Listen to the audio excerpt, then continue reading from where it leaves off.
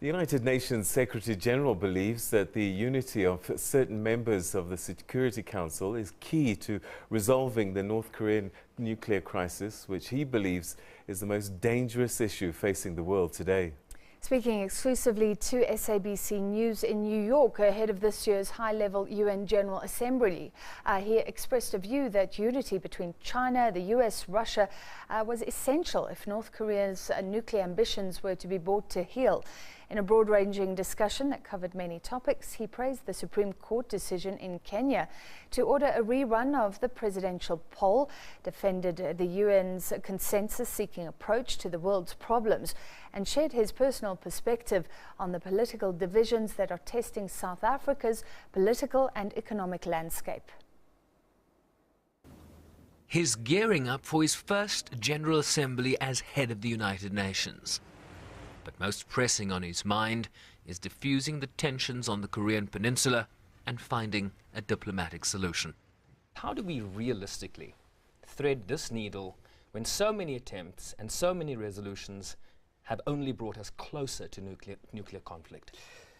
It's my deep belief that if there is a total agreement in the Security Council about the need to stop the process and to make sure that we reach the denuclearization of North Korea, if it is possible to have at the same time the key countries that are involved, of course South Korea and Japan, but essentially the United States, China and Russia, if they decide that indeed it's not acceptable to have North Korea with nuclear weapons, and if they act together, I believe that together they have the instruments of pressure that are necessary to make sure that North Korea gives up. You mentioned the word unity.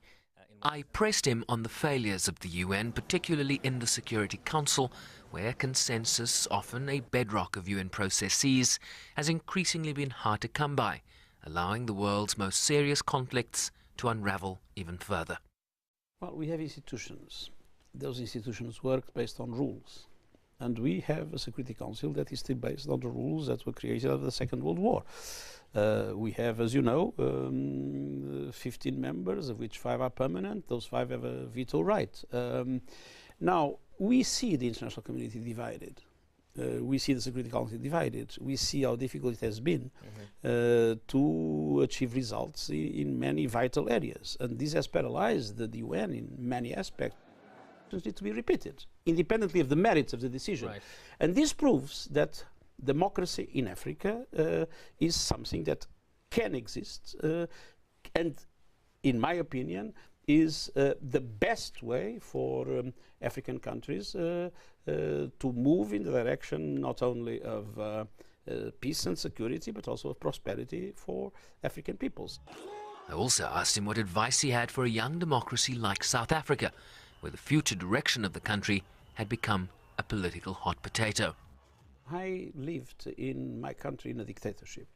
And then we had the revolution of the carnation that allowed Portugal to be a democracy and allowed for the Portuguese colonies, for the liberation movements to manage to have their projects become a reality, and for our former colonies to be fully independent. And I have to say that our democracy had difficult moments. We went through difficult moments. We have, for instance, in the recent years, economic problems, economic difficulties. But I can tell you, I mean, nobody in Portugal today can imagine to live in a different society, but in a democratic one. Heads of state and government, including President Jacob Zuma and President Donald Trump, will begin addressing the UN General Assembly on September 19th. Sherwin Bryce-Pease, SABC News, New York.